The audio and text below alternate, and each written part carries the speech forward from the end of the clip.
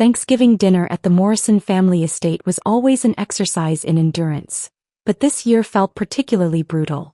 I sat at the far end of the mahogany table, picking at my turkey while my father held court at the head, pontificating about Morrison Technologies' latest quarterly earnings. Revenue up 18%, Dad announced, raising his wine glass. The institutional investors are extremely pleased. We're projecting $400 million for the fiscal year. My brother Colin, seated at Dad's right hand as always, beamed. The new manufacturing partnership in Taiwan is exceeding projections. We should see another 12% growth next quarter. Excellent work, son. Dad's approval was visible, warm. Then his eyes landed on me. Rachel, are you following this? Or is corporate finance still beyond your comprehension? I swallowed my bite of stuffing. I'm following. Really? Because last time we discussed business, you seemed confused about the difference between revenue and profit. He smiled indulgently and several cousins chuckled. It's fine if you don't understand these things. Not everyone has a head for numbers. I understand perfectly well. Do you? Mom interjected from her position at Dad's left. Because when you tried to give Colin investment advice last summer, you suggested he diversify into index funds. Index funds, Rachel. Like some amateur retail investor. Diversification is sound financial strategy. For people with small portfolios, Colin interrupted. Real investors, people with actual capital, use more sophisticated approaches. But I wouldn't expect you to know that.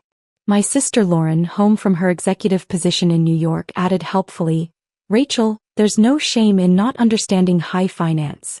You're an artist. That's your thing. Stick to what you know. I was a graphic designer. I ran a small but successful studio. But to my family, anything that wasn't corporate executive work was essentially a hobby. I actually do understand. I started.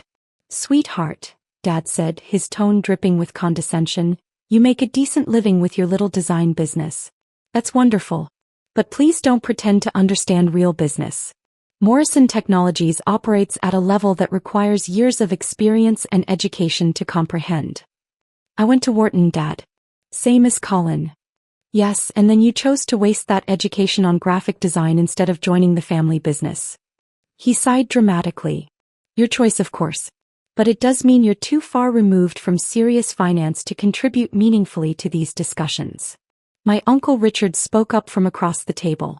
Elizabeth, isn't Morrison Technologies going public soon? I've been considering investing. We're in preliminary discussions, Mom confirmed. Though our stock would likely be too expensive for most individual investors. We're targeting institutional money, pension funds, investment firms, serious capital. Too poor to invest in real business essentially, Dad said, looking directly at me. No offense, Rachel, but on your salary, you couldn't afford a meaningful position in Morrison Technologies even if we allowed retail investors. I set down my fork carefully. How much do you think a meaningful position would cost? Several million at minimum. The IPO is expected to value us at $2.2 billion. To have actual influence, you'd need to acquire at least 5 to 10% of outstanding shares. He chuckled. So unless your design clients are paying you dramatically more than I think, you're priced out. Colin grinned. Don't feel bad, sis. Most people are priced out. That's kind of the point. We want shareholders who understand what they're investing in. I took a sip of water and said nothing. Lauren leaned forward. Rachel, honest question. Do you even understand what Morrison Technologies does? Like specifically? You manufacture specialized microprocessors for industrial applications. See, that's what I mean. That's the surface-level explanation. The real business is far more complex. Licensing agreements, patent portfolios, supply chain optimization, strategic partnerships across 3 continents. She smiled sympathetically. It's okay to not grasp it all. Most people don't. I grasp it fine. Then explain our Taiwan partnership's value proposition, Colin challenged. I could have. I'd read their quarterly filings, analyzed their supply chain, and understood their competitive positioning better than Colin likely did. But I'd learned years ago that proving my knowledge to this family was pointless. They'd already decided I was the unsuccessful daughter, the one who'd squandered her potential. So instead I said, pass the cranberry sauce, please. Dad laughed. Smart girl. Know your limitations. There's wisdom in that. The rest of dinner continued in the same vein. My family discussed business I apparently couldn't comprehend, investments I was too poor to make, and strategies beyond my understanding. I ate quietly and checked my phone under the table. A text from my financial advisor, Catherine. Final acquisition complete. You now own 67.3% of Morrison Technologies common stock. Congratulations. I typed back, thanks. Execute the next phase Monday morning. Confirmed. The shareholders' meeting notice will be filed at 9 a.m. I slipped my phone away and resumed eating. Across the table, Colin was explaining to our cousins why Morrison Technologies' upcoming IPO would make the family even wealthier. Conservative estimates put Dad's stake at $800 million. My shares should be worth around $90 million. What about Rachel? My youngest cousin asked innocently. The table went silent for a beat. Then Mom said gently, Rachel isn't part of the business, dear. She chose a different path. By different path, Mom means she chose poverty and irrelevance, Lauren said, trying to make it sound like a joke. But she's happy, right, Rachel? Doing your little designs. Very happy, I said evenly. Dad raised his glass. To family. Even when we make different choices about success. Everyone drank except me. I left right after dessert, claiming an early morning deadline. Nobody tried very hard to convince me to stay. The drive back to my downtown loft took 40 minutes. Once inside, I poured myself a Real drink, 18-year-old Scotch, not the mediocre wine my parents served, and opened my laptop. Catherine had sent over the final documentation. Through a network of shell companies, investment vehicles, and carefully structured purchases over the past 2 years, I now own 67.3% of Morrison Technologies' outstanding common stock. My family had no idea. 2 years ago, I'd sold my design studio to a major marketing conglomerate for $180 million. The studio they dismissed as a little design business had actually been one of the fastest-growing creative agencies in the country, with Fortune 500 clients and international offices. I'd kept the sale quiet, maintained a small freelance practice to avoid questions, and invested the money carefully. Some went into diversified holdings, some into real estate, and a significant portion went into systematically acquiring Morrison Technologies stock from the dozens of small shareholders who'd invested in the company over the years. My father thought Morrison Technologies was family-controlled. He owned 35%. My mother owned 12%. Colin had 8%. Various uncles, aunts, and cousins held another 15%. That left 30% distributed among early investors, former employees, and small stakeholders. I bought all of it. Every share. Then I'd bought out 2 of my uncles who were looking to liquidate, and 1 of my aunts who needed cash for a real estate investment. I'd even bought 5% from my mother when she'd wanted to fund Lauren's business venture, though Mom had sold through a broker and never knew I was the buyer. When I totaled it up, 67.3% ownership. Morrison Technologies wasn't going public. It was already mine. The shareholders' meeting notice was filed Monday morning at 9 a.m. sharp. By 9:07 my phone started ringing. I ignored the first dozen calls, from my father, from Colin, from the company's corporate attorney. I was in a meeting with my own legal team, finalizing the documentation. The notice is properly filed, my attorney confirmed. As majority shareholder, you have the right to call a special meeting and propose any agenda items you want, including board dissolution. How quickly can we execute? The meeting must be held within 30 days of notice. I'd recommend 2 weeks, enough time for proper procedure, not so much that they can mount an effective defense. 2 weeks. Perfect. My phone buzzed again. A text from Colin. What the hell is this? Who is Meridian Holdings Group? Dad is losing his mind. Meridian Holdings Group was one of my primary investment vehicles. I didn't respond. Another text, this time from Lauren. Rachel, do you know anything about a hostile takeover attempt on Morrison Tech? Dad's freaking out. I turned off my phone. The next 2 weeks were chaos, though I observed it from a distance. Catherine kept me updated on the family's increasingly frantic attempts to identify the mysterious majority shareholder who'd seemingly appeared from nowhere. They hired investigators, reviewed shareholder records, and tried to trace the ownership through the maze of legal entities. They never suspected me. Why would they? I was too poor to understand finance, too removed from real business to be a threat. The corporate attorney, who I'd be replacing after the board dissolution, sent certified letters requesting a meeting with the Meridian Holdings representative. I declined. My father gave interviews to business press about opportunistic investors trying to steal the family company. He positioned himself as the defender of Morrison Technologies' legacy, the guardian protecting against corporate raiders. It would have been convincing if he'd actually been the majority owner. 10 days before the shareholders' meeting, I finally answered one of my father's calls. Rachel, thank God. I've been trying to reach you for days. Have you seen the news about Morrison Technologies? I've seen it. This is a disaster. Some investment group has acquired a controlling stake. We're trying to fight it, but the legal situation is complex. I need to liquidate some assets quickly to buy shares on the open market, try to counter their position. He paused. I know we don't usually discuss finances with you, but do you have any savings? Anything you could invest in the company? We need all the friendly shareholders we can get. How much would you need? Any amount helps. Even $50,000 or $100,000 would show family solidarity. We could give you shares at a discount, make it worth your while. I don't have that kind of liquid capital, Dad. I'm just a designer, remember? Too poor to invest in real business. Rachel, this isn't the time for... He stopped himself. Look, I'm sorry if we've been dismissive of your career. You're successful in your own way. But this is a crisis. The family company is under attack. What exactly is being attacked? Your control. Our legacy. Everything your grandfather built. This company has been in the Morrison family for 40 years. We can't let some faceless corporation take it over. Why not? If they paid fair market value for the shares, didn't they earn the ownership? That's not how it works. You don't understand. He caught himself again. Please. If you have any money at all, any investments you can liquidate, we need it now. I'll pay you back double after we resolve this. I'll think about it. Rachel. I hung up. The shareholders' meeting was scheduled for a Wednesday morning at the Morrison Technologies headquarters.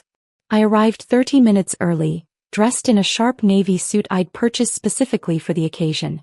The receptionist looked confused when I walked in. Ms. Morrison? Are you here for the meeting?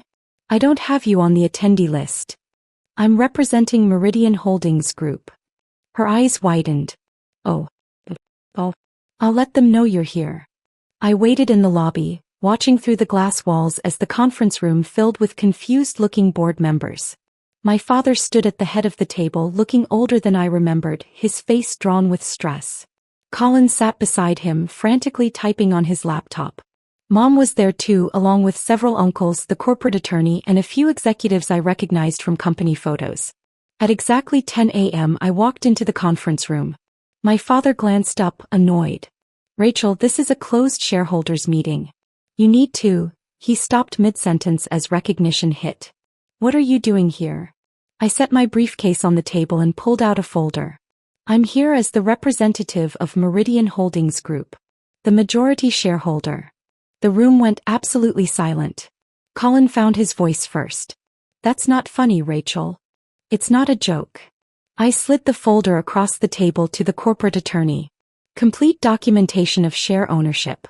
As you'll see, Meridian Holdings Group, along with associated entities, owns 67.3% of Morrison Technologies common stock. I control those entities. The attorney opened the folder, his face going pale as he reviewed the documents. This appears to be legitimate. It is legitimate, I confirmed. I've been acquiring shares for 2 years. Small purchases, structured through multiple investment vehicles to avoid triggering disclosure requirements until I'd secured majority control. My father's face had gone from confused to red. That's impossible.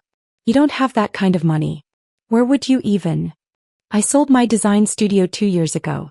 For $180 million.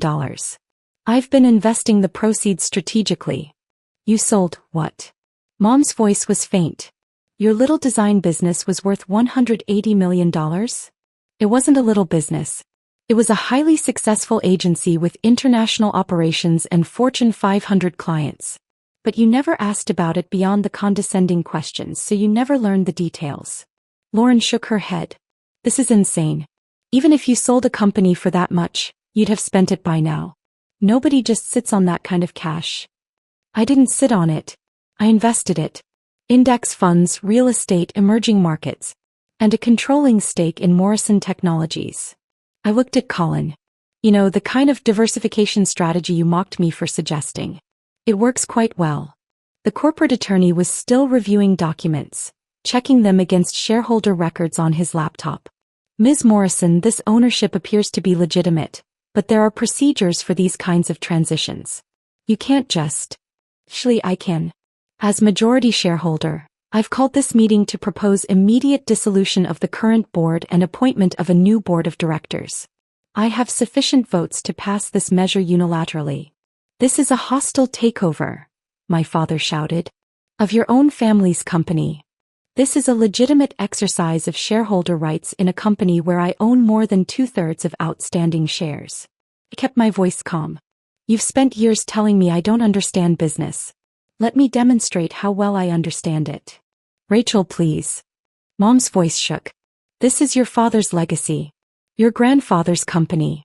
You can't destroy it. I'm not destroying anything. I'm restructuring ownership and management to reflect actual shareholder interests. Which, since I'm the majority shareholder, means my interests. Colin leaned forward. What do you want? Money? You want us to buy back the shares? Name your price. I don't want money. I have plenty of money. What I want is control of a company that I now legally own the majority of. You can't run this company, my father said, his voice desperate. You don't know the industry, the technology, the partnerships. You'd run it into the ground. I don't plan to run it personally.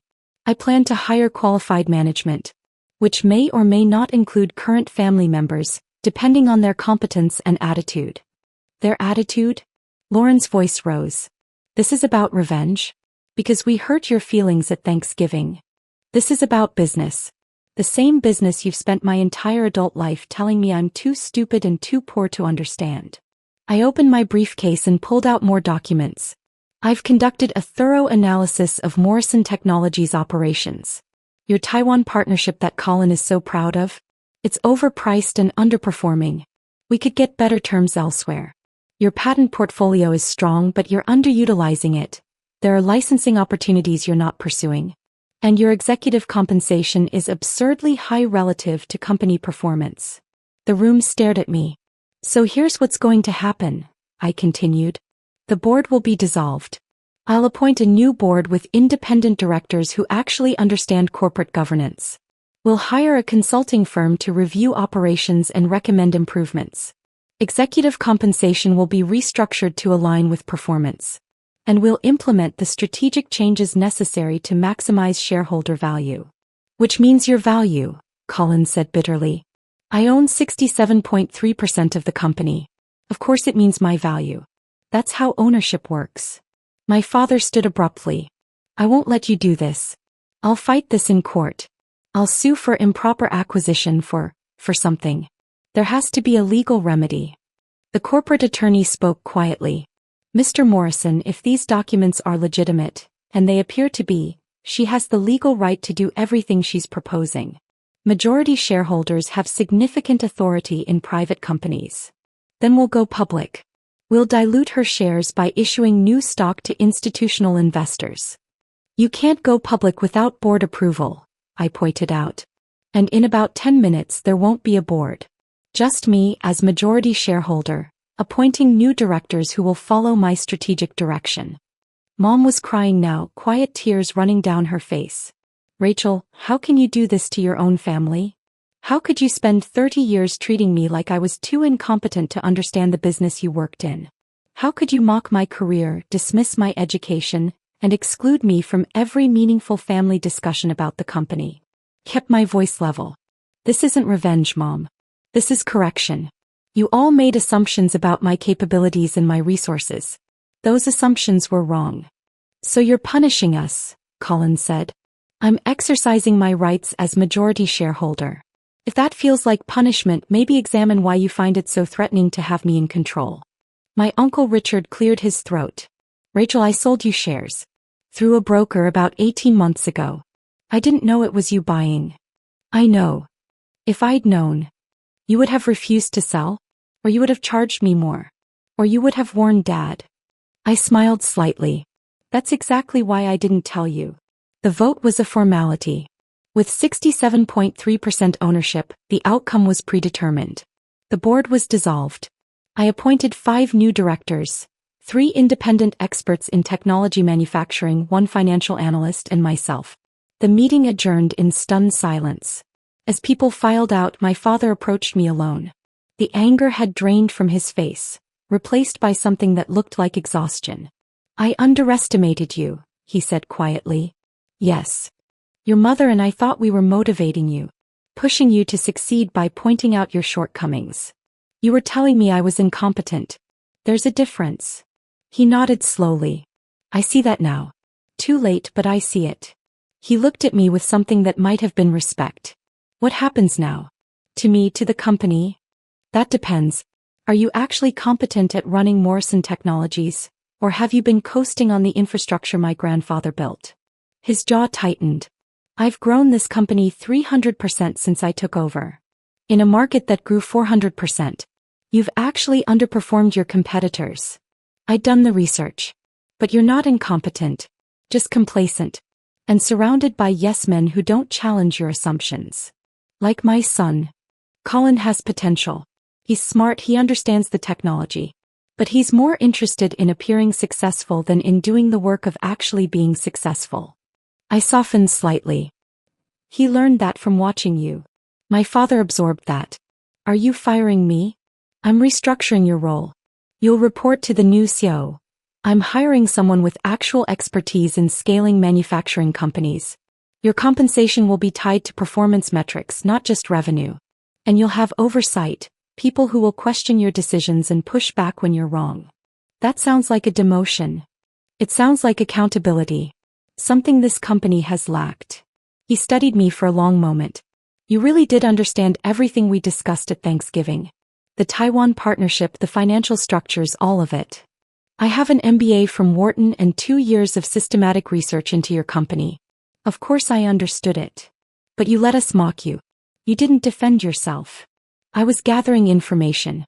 And honestly, I wanted to see how far you'd go with the condescension. I picked up my briefcase. Turns out pretty far. Rachel. He stopped me at the door. For what it's worth, I'm sorry. You deserved better from us. Yes. I did. I left him standing in the empty conference room. The next few months were intense. The new board implemented sweeping changes, renegotiated the Taiwan partnership, restructured executive compensation, and brought in new management talent. Colin was demoted from VP to director level, where he could learn the business without being in charge of it. Lauren, who'd been angling for a position at Morrison Technologies, was politely informed that all hiring decisions now went through HR and required demonstrated qualifications. My father adapted better than I expected. With actual oversight and accountability, he became more focused, more strategic. He'd been coasting for years, but given proper motivation, he was still capable. The company's performance improved. Within 6 months, we'd increased efficiency by 14% and secured 3 new major contracts. The institutional investors my father had courted for the IPO were now approaching us for private equity positions, which we considered selectively. Thanksgiving rolled around again. The invitation to the family dinner arrived via email from my mother. I almost declined, but curiosity won out. The atmosphere was dramatically different from the previous year. I arrived to find my father greeting me at the door personally, offering to take my coat like I was an honored guest rather than the disappointment daughter. At dinner, the seating arrangement had changed. I was positioned near the head of the table with my father on one side and the space for my mother on the other. Colin was polite, almost deferential. Rachel, I wanted to thank you for the feedback you gave on the supplier diversification project. You were right about the risk concentration. You're welcome. Lauren, visiting from New York, was notably quieter than usual. She managed a tight smile when I sat down but didn't engage me in conversation. My mother spent most of the meal looking uncomfortable, occasionally glancing at me like she was trying to figure out who I'd become. Halfway through dinner, my father stood to make a toast. I want to acknowledge someone who taught this family an important lesson this year. Rachel, you showed us that our assumptions about success, about competence, about who deserves respect, all of it was built on flawed premises. You're a better businessperson than I gave you credit for. You're a better investor than Colin acknowledged. And you had every right to do exactly what you did. The table was silent, everyone staring at their plates or at me. I'm not going to pretend this has been comfortable, he continued.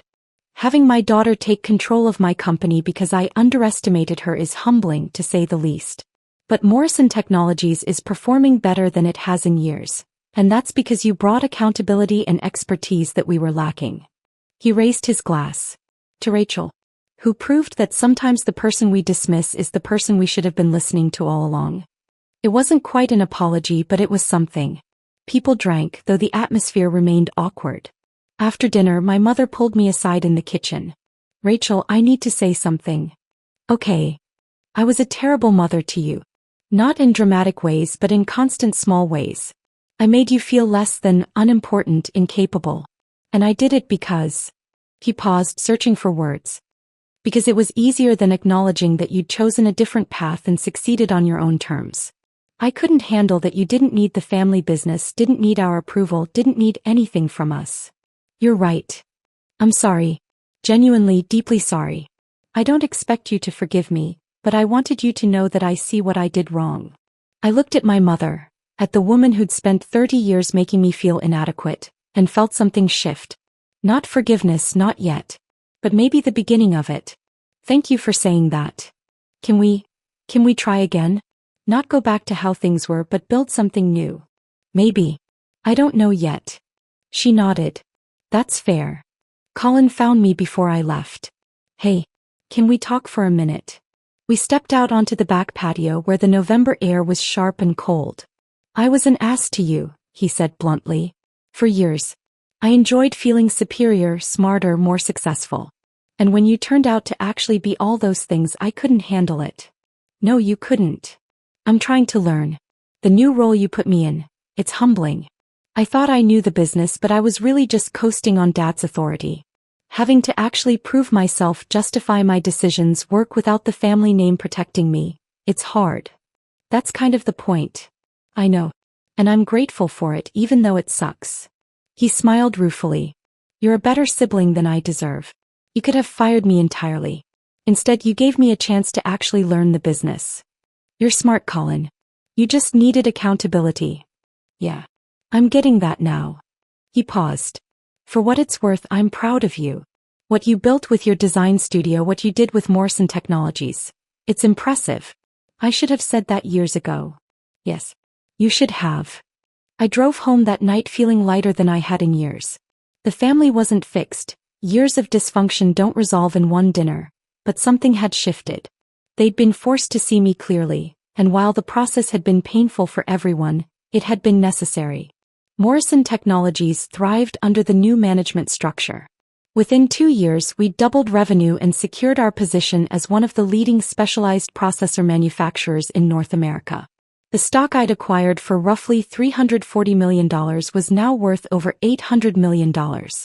My father remained CEO, but he'd evolved into a better leader. More collaborative, more willing to admit mistakes, more focused on sustainable growth than ego. Colin had developed into a genuinely competent executive, learning from his demotions and becoming more thoughtful in his approach. Lauren eventually joined the company in a marketing role, where she actually excelled once she stopped trying to trade on the family name. Me. I maintained my majority ownership, attended board meetings, and provided strategic direction. But I also returned to design work, launching a new boutique studio that focused on work I found meaningful rather than profitable. The family still had dinners. The dynamics were different now. More honest, less performative. We'd never be the warm, supportive family I'd wished for as a kid, but we'd become something more real. At one dinner, my youngest cousin asked me, Rachel, is it true you bought most of Grandpa's company without anyone knowing? It's true. Why? Because everyone assumed I couldn't. And I wanted to prove them wrong. My father, overhearing, added quietly, and she did. Quite conclusively. The family that had mocked me for being too poor to invest in real business, that had dismissed my understanding of finance, that had treated me like an incompetent child, they'd learned a hard lesson about assumptions. I'd learned something too, that respect earned through demonstrated competence is more valuable than respect given automatically through family ties. The shareholders' meeting notice that had arrived that Monday morning hadn't just dissolved a board. It had dissolved years of false assumptions, dismissive treatment and underestimation. And it had established a new truth, that the daughter they'd dismissed as too poor and too ignorant to understand their business had understood it better than any of them. She just hadn't needed their permission to prove it. The stock certificates worth 67.3% of Morrison Technologies sat in my safe deposit box. Physical proof of a lesson my family would never forget. Sometimes the best revenge isn't revenge at all. Sometimes it's just success, demonstrated so thoroughly that no one can dismiss it. And sometimes, the person eating silently at the end of the Thanksgiving table is actually the one who owns it.